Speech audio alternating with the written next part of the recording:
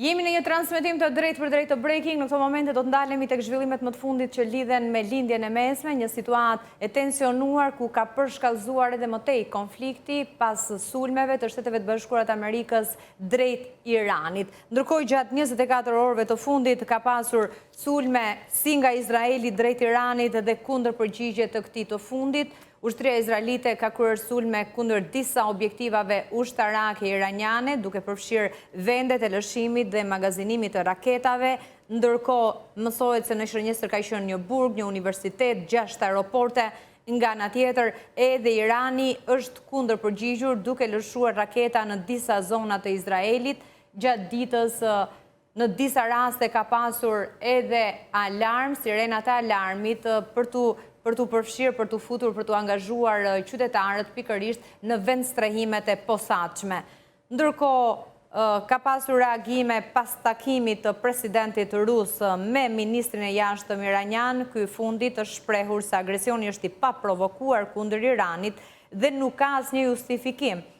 Putin tha se Rusia po bën përpjekje për të mbështetur popullin iranian në këto momente të vështira. E ndërkohë nga ana tjetër, Rusia ka vijuar sulmet edhe gjatë 24 orëve të fundit kundrejt Ukrainës, duke shkaktuar një numër të konsiderueshëm viktimash. Do të shkojmë në këto momente në një lidhje direkte me ekspertin për çështje të sigurisë, Bedri Elezi, për të ndalur tek këto zhvillime, situata konflikti, veçanërisht ajo që po ndodh në lindjen e mesme. Zoti Elezi, faleminderit që pranuat ftesën. Faleminderit gjithashtu për mundësinë. Tashmë, edhe pas sulmit që bëri Amerika përkundrejt Iranit, pikërisht në bazat e dyshuara ku synoi të prodhohej armë bërthamore, çfarë pritet të ndodhë më tej? Po shohim një përshkallëzim të tensionit, të paktën gjatë 24 orëve të fundit. Po, në fakt ndodhi ajo që më shumë të kishim frikë, angazhimi i Shtetit Bashkuar të Amerikës për të parandaluar zhvillimin të programit bërthamor të Iranit. Goditjet, siç e kemi parë, ishin vërtet befasuese dhe ishin mjaft mirë të organizuar, me çka dhe demolun totalisht domethënë bazat e prodhimit të armave nukleare apo bërthamore në atë zonë. Për shkak kësaj, padyshim që kemi një angazhim të ri të Iranit dhe partnerëve të saj në çështjet e sigurisë që kanë të bëjnë me lindjen e mesme, ndoshta edhe çështjet të tjera, një përshkallëzim i aktiviteteve të luftës në mes Iranit dhe Izraelit. Kemi parë 2 ditë të vazhdim sulme të ndryshme her nga njëra pore, her nga pala tjetër, dhe gjithashtu kërcënime edhe për angazhimin e ushtarak të Iranit kundrejt bazave amerikane në lindjen e mesme, gjithashtu takime mes Kremlinit apo mund të themi mes Moskës zyrtare si dhe Teheranit zyrtar në lidhje me mbështetjen që Rusia mund t'i japë Iranit sa i përket çështjeve që lidhen me angazhimin e shërbazëve partnerëve të saj në çështjet e Iranit, sidomos ato bërthamore. A ka pritshmëri që mund ta mbështesë me armatim? Të paktën zyrtarisht kjo nuk është konfirmuar deri në këtë fazë. Ne mendojmë që Rusia është në një situatë mjaft vështirë të saj. Sot janë intensifikuar sërish angazhimet e Ukrainës për të marrë në kontroll zonat të cilat deri më tani ishin në kontrollin rus.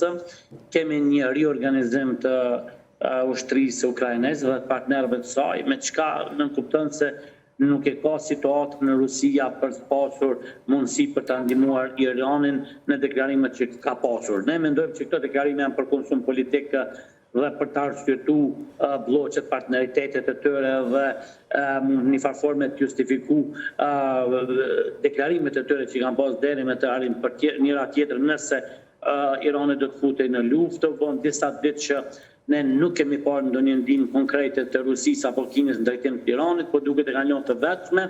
Irani do të bëjë disa përpjekje për të justifikuar largimin e këtij pushteti nga pushteti në Teheran. Do të ketë një periudhë që mund të zgjasë maksimumi, mund të themi, në 90 ditë për të udhëzuar para kërkesave të Shtetit Bashkuar të Amerikës në lidhje me programin bërthamor. Ndërkohë, pikërisht ky cikël konfrontimesh a paralajmëron në këtë fazë se mund të shkojmë drejt një konflikti edhe më të zgjeruar në lindjen e mesme? Deri tani mund të themi që nuk po shohim një zgjerim të luftës në atë pjesë.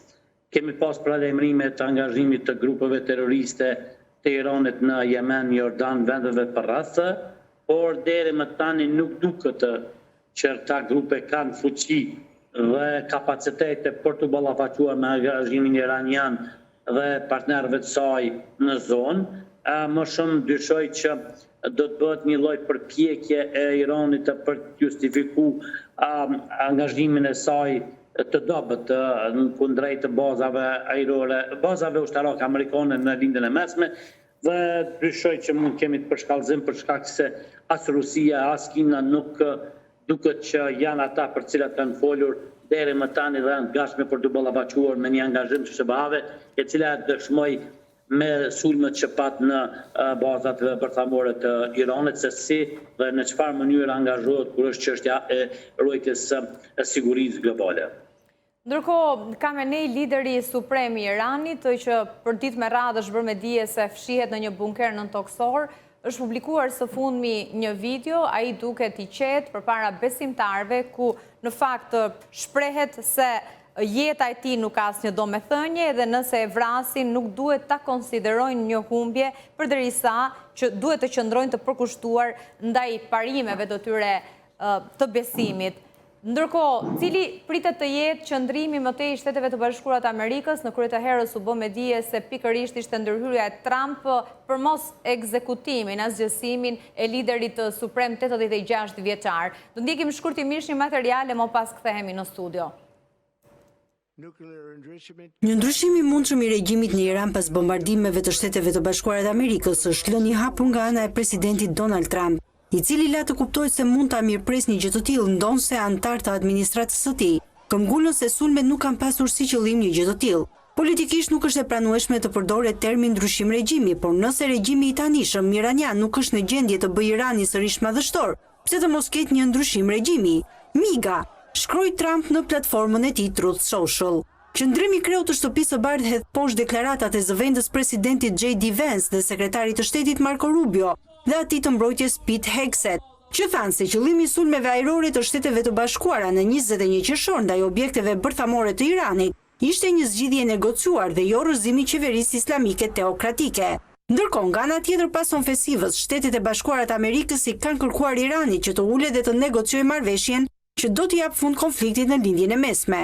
Zyrtarët amerikane paralajmëruan të dielën Teheranin të mos hakmerrë ndaj sulmeve ajrore amerikane, për të cilat Trump tha se kishin shkatruar objekte kyçe bërthamore të Iranit. Ndërkohë, Irani dhe Izraeli filluan raunde të reja sulmesh ajrore kundër njëri tjetrit në orët e hershme mëngjesin e së hënës, ndërsa ministri i jashtëm iranian ka udhëtuar drejt Moskës për të zhvilluar konsultime. Mirë, ndoqëm në mënyrë të përmbledhur, zotje Lezi, në vlerësimin tuaj, çfarë do të ndodhë më tej në raport me Khamenei, liderin suprem të Iranit? Ne kemi pa deklaratat zyrtare të SBA-ve që kanë deklaruar saktësisht se kanë një uri për vendodhjen e liderit suprem të Iranit, po ashtu kanë kapacitete ushtarake për ta eliminuar atë, e pam se me çfarë saktësie mund të godasin subjektin e tyre. Në këtë rast nuk mund të jetë udhëheci iranian në një bunker, në një bazë më të organizuar se ato që ishin për armët bërthamore, po. Çka do të thotë se nëse Shtetet e Bashkuara të Amerikës dëshirojnë ta eliminojnë, atë mund ta bëjnë, por unë kujtoj që po provojnë që ta përjashtojnë mundësinë e derës gjakut dhe ta konsiderojnë si një person i cili do të ketë gatishmëri për të ulur për të biseduar lidhur me pezullimin e përpjekjeve tyre për prodhimin e armëve bërthamore dhe njëkohësisht për të pasur mundësi që t'i hapë rrugë demokratizimit të Iranit dhe pashtu të sigurohet se Irani nuk do të jetë më rrezik për vendet fqinje apo shtetet të cilat janë në kundërshtim me angazhimet e Iranit jo të sigurisë.